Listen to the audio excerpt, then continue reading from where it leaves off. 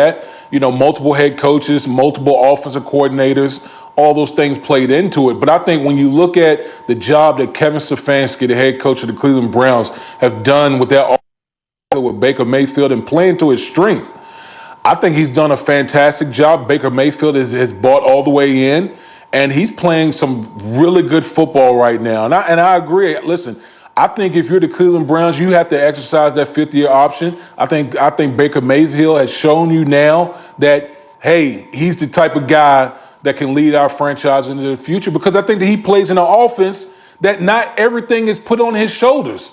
So I think Baker Mayfield is going to be the long-term solution for the Cleveland Browns.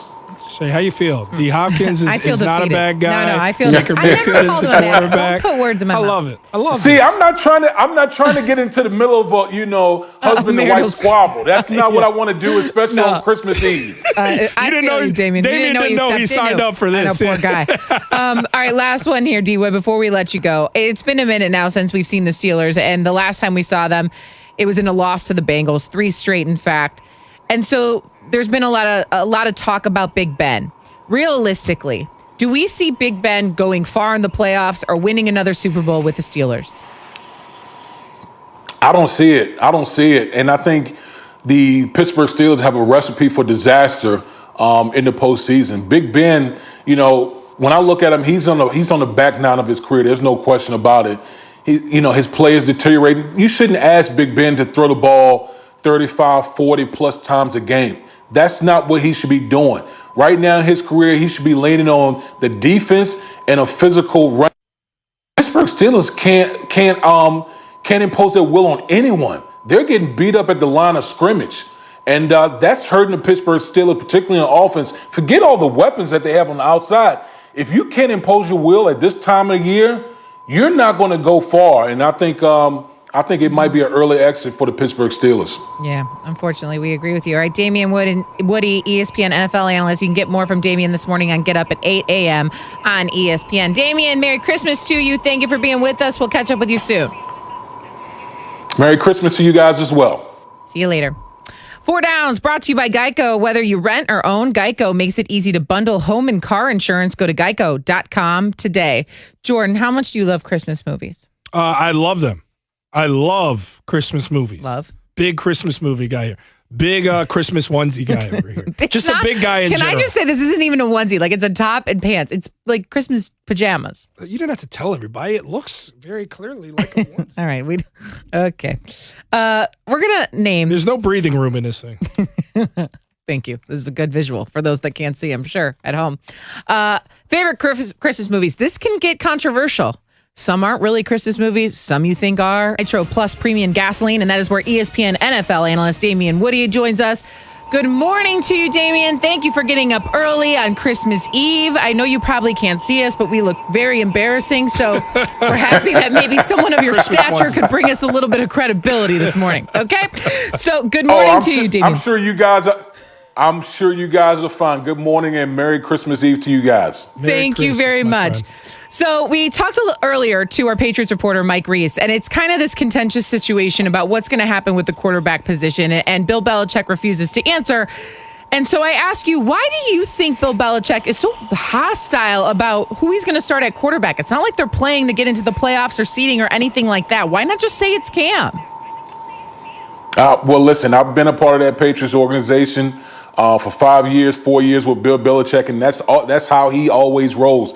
He doesn't show his hand, regardless of if the Patriots are making the playoffs, out of the playoffs. That's just who he is. He's the type of guy that's going to give as little as information as possible, whether it be to discourage the Buffalo Bills in their preparation, or just to screw with the media. That's just the way Bill Belichick operates. Damien, I'm looking for clarity from a guy like you with your resume. It speaks for itself, and you can provide a little bit more insight on this one. So DeAndre Hopkins, the best receiver in the NFL. You can make arguments for others, but I'm going to say he's the best right now. The practice habits have come to light that he's missing a lot of practice. He doesn't think it's a big deal. You shared the locker room with a lot of stars, maybe some guys who didn't have a penchant for practicing. How do you assess this, what's becoming a story with DeAndre Hopkins? This is a nothing burger right here. Everyone knows in the NFL is a meritocracy. So, You know, everyone is not treated equally in the locker room. You ask any NFL player, past, present, you know, what's the situation in the locker room? Every locker room has this, where guys, especially this time of year, don't really practice it much. It's more about maintenance. Remember, this NFL is a battle of attrition. You're just trying to get through the season. And when you're talking about the best wide receiver in the National Football League, and DeAndre Hopkins, I don't need him to practice. I just need him to show up and do what he do on game day. So this is a nothing story to me.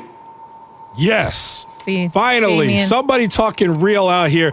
Damien, you should hear how my wife is dragging D-Hop out here. I did not drag. I just Drug. simply said. No, don't do that. Don't drag D-Hop like that.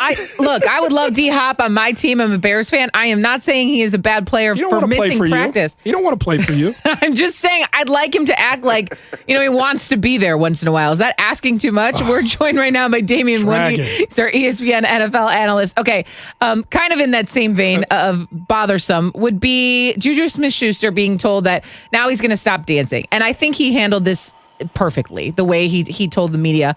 I didn't have a problem with him dancing on the logos. I know a lot of people did, but he wants to make it not about himself. What did you make of Juju Smith-Schuster saying he's no longer going to do his TikTok dances pregame, which he's done all year long? Well, it's unfortunate because Juju brings such a great spirit to the game. He's a fun-loving guy, and I didn't have a problem with him doing it either. It's not like players just go in, you know, playing in the middle of the game. Oh, Juju was dancing pregame on the logo. I'm just going to play that much harder. It doesn't work that way. Once the game starts, you're not thinking about any type of bulletin board material or whatever a guy does in pregame. You're just trying to win a football game. But I think what you know differentiates this situation, and I agree with Juju, is whenever you know other guys on the team have to start you know talking about your actions, the head coach has to start talking about your actions. Then it officially becomes a distraction. So I think Juju was right in that sense that, you know what, it's becoming too much.